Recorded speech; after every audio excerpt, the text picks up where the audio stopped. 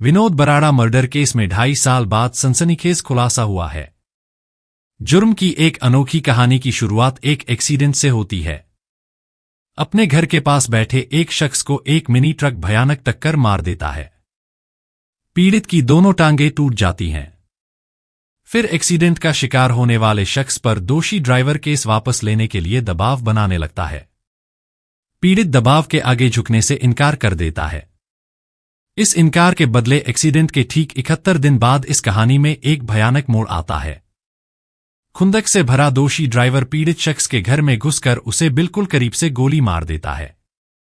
यानी पीड़ित की हत्या हो जाती है, लेकिन कातिल ड्राइवर मौके पर पकड़ा जाता है। ऊपर लिखी ये मर्डर केस एक ओपन एंड शट केस लगता है, यानी एक ऐसा जुर्म जो सबकी आंखों के सामने हुआ। सबने सब कुछ होता हुआ देखा, गवाही दी और खून से रंगे हाथ के साथ गुनहगार मौके पर ही पकड़ा गया। लेकिन कहते हैं ना कि जो दिखता है हमेशा वही सच नहीं होता। नमस्कार दोस्तों, आदाब, सत श्री अकाल। क्राइम टॉक यूट्यूब चैनल पर आप सभी को स्वागत करता हूं। कृपया चैनल को सब्सक्राइब करें ताकि मुझे मोटिवेशन मिलता रहे। चलिए कहानी में आगे बढ़ते हैं। कई बार सच्चाई उससे आगे भी होती है, लेकिन नजर नहीं आती। ये मामला कुछ ऐसा ही है। अब 2.5 साल बाद इस केस में एक ऐसा ट्विस्ट आया जिसने इस केस से जुड़े लोगों के साथ खुद उन पुलिस वालों को भी हैरत में डाल दिया है जिन्होंने इस केस की तफ्तीश की, गुनहगार को गिरफ्तार किया और उसे जेल भिजवाया। क्योंकि पुलिस जिसे अब तक इस केस का कातिल समझ रही थी, असल में वो इस मर्डर का सिर्फ एक मोहरा भर था। आखिर क्या था वो प्लान ए और प्लान बी? कौन था असली कातिल? ऑस्ट्रेलिया से मैसेज भेजने वाले की पहचान क्या थी? मैसेज में ऐसा क्या लिखा था? और आखिर इस केस में ऐसा क्या है जिसने लोगों को हैरत में डाल दिया? तो आइए इस मर्डर केस को समझने के लिए करीब 2.5 साल पीछे चलते हैं। इस साजिश की शुरुआत प्लान ए से होती है। घटना 5 अक्टूबर 2021 की है। पानीपत के परमहंस कॉलोनी में एक महिला रहती थी जिसकी नाम निधि थी। निधि की उम्र 26 साल थी। उनकी शादी हार्ट्रोन कंप्यूटर सेंटर के मालिक विनोद भराड़ा से हुई थी और उनके एक बेटा भी है। विनोद भराड़ा पानीपत के सुखदेव नगर में हार्ट्रोन कंप्यूटर सेंटर चलाता था। उसका पत्नी निधि हाउसवाइफ थी। वजन कम करने के लिए निधि रोज सुबह जिम जाती थी। उसी जिम क्लब में एक ट्रेनर जिसका नाम सुमित था। सुमित निधि के पर्सनल ट्रेनर था और वो सोनीपत में रहता था।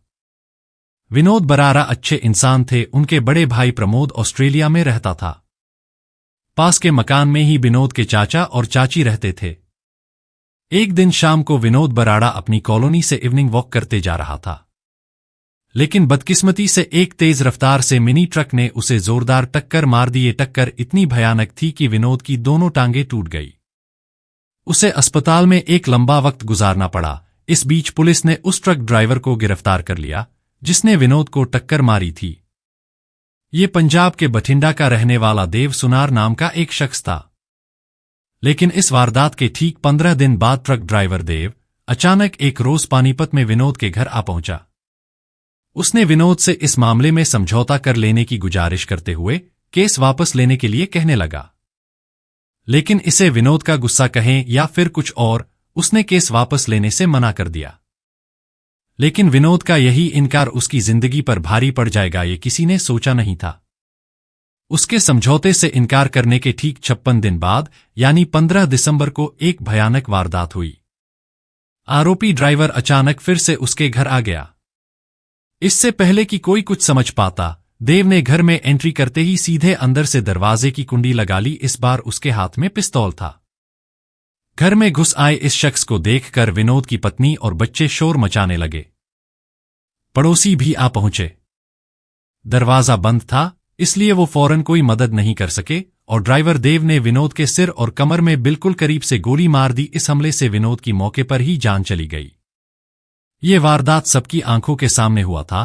कातिल के पास भागने का कोई रास्ता नहीं था। लोगों ने उसे दबोच लिया और पुलिस के हवाले कर दिया। अब पुलिस देव को एक बार फिर गिरफ्तार कर चुकी थी। उस पर 2 अलग अलग केस दर्ज हो चुके थे। एक्सीडेंट करने की कोशिश का केस यानी आईपीसी की धारा 307 का मुकदमा, जबकि इस बार किए गए मर्डर का केस यानी आईपीसी की धारा 302 का मुकदमा। ये मामला बिल्कुल ओपन एंड शट केस था। इसमें कोई भी रहस्य जैसी बात नहीं थी। कातिल पकड़े जाने के बाद अपना जुर्म कबूल चुका था। उसका कहना था कि विनोद ने एक्सीडेंट के मामले में उससे समझौते से इनकार कर दिया, इसलिए उसने उसकी हत्या कर दी। इस बात को अब करीब 2.5 साल गुजर चुके थे। वक्त का दरिया बहता बहता दूर निकल चुका था। लेकिन इतने ही दिनों के बाद यानी अब से महज कुछ रोज पहले पानीपत के एसपी अजीत सिंह शेखावत के मोबाइल में ऑस्ट्रेलिया से मैसेज आया। मैसेज करने वाले ने विनोद मर्डर केस का जिक्र करते हुए लिखा कि उस केस का गुनहगार अकेला वो ड्राइवर देव ही नहीं है, बल्कि उसकी केस की साजिश में विनोद के कुछ बेहद करीबी लोग यानी घरवाले ही शामिल हैं, जिसकी गहराई से जांच होनी चाहिए। कहते हैं समझदार को इशारा काफी होता है। पुलिस ने इस मामले की नए सिरे से जांच शुरू कर दी। CIA3 की टीम ने आरोपी दीपक के बारे में जानकारी जुटाने के साथ उसके कॉल डिटेल निकलवाई। इसमें पता चला कि बठिंडा का रहने वाला ड्राइवर देव हरियाणा के ही गोहाना के रहने वाले सुमित नाम के किसी शख्स से लगातार बात करता है। अब सुमित भी पुलिस की रडार में आ चुका था। पुलिस ने बड़ी खामोशी से उसके बारे में जानकारी जुटाने की शुरुआत कर दी। इस कोशिश में पुलिस को एक ऐसी बात पता चली जिसने उसका दिमाग घुमा दिया। सुमित नाम के इस शख्स की मारे गए कारोबारी विनोद बराड़ा की पत्नी निधि से काफी बातचीत होती थी। सुमित और निधि के बीच लंबी बातचीत हुआ करती थी। पुलिस ने विनोद के कत्ल के सिलसिले में सुमित को हिरासत में ले लिया। उसने कत्ल के 2.5 साल बाद न सिर्फ कत्ल में अपना हाथ होने की बात कबूल कर ली, बल्कि ये खुलासा कर हर किसी को चौंका दिया कि ये कत्ल उसने खुद विनोद की पत्नी निधि के कहने पर करवाया था। यानी साजिश में विनोद की पत्नी निधि भी शामिल थी। लेकिन आखिर निधि ने अपने ही पति विनोद का कत्ल क्यों करा दिया?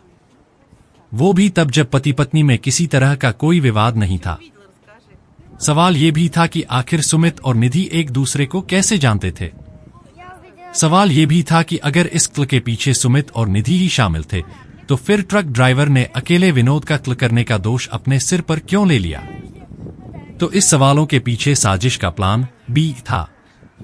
2.5 साल बाद ही सही, कत्ल एक ओपन एंड शट केस अब एक पेचीदा मर्डर मिस्ट्री में तब्दील हो चुका था। कत्ल का मास्टरमाइंड कोई और नहीं बल्कि खुद विनोद की बीवी थी।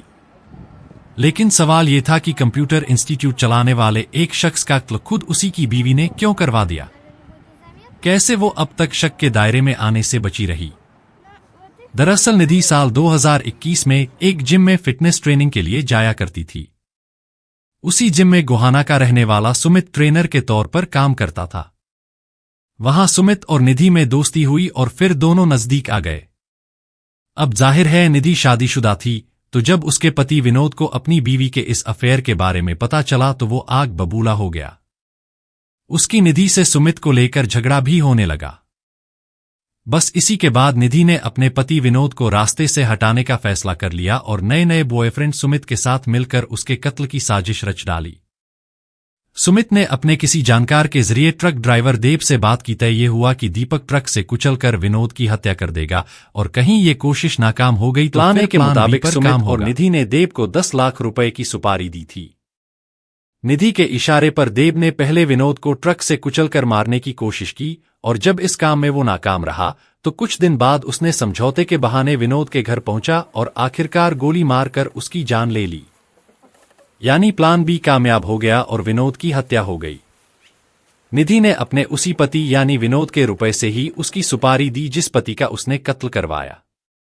यहां तक कि जब देव जेल में बंद था तब उसके और उसके परिवार की देखभाल करने का जिम्मा निधि और सुमित ही उठा रहा था। किसी को इसकी कानो कान खबर ही नहीं थी। ऑस्ट्रेलिया में रहने वाले विनोद के एक भाई प्रमोद को अपनी भाभी की इस करतूत के बारे में खुफिया खबर मिली तो उसने चुपचाप इसके बारे में पानीपत के एसपी अजीत सिंह शेखावत को सोशल मीडिया के जरिए शिकायत की और जब दोबारा इस केस की तफ्तीश हुई तो असली कहानी सामने आ गई। हमारे देश में पति को परमेश्वर कहा जाता है। पत्नी पति के लिए करवा चौथ का व्रत रखती है। ऐसे में ऐसे घटना सच में बहुत शर्मसार करने वाला है। इस कहानी को सुनाने का मतलब अपराध को बढ़ावा देना नहीं है, बल्कि आप सभी को जागरूक करना है। सतर्क रहें, सावधान रहें। जय हिंद, जय भारत।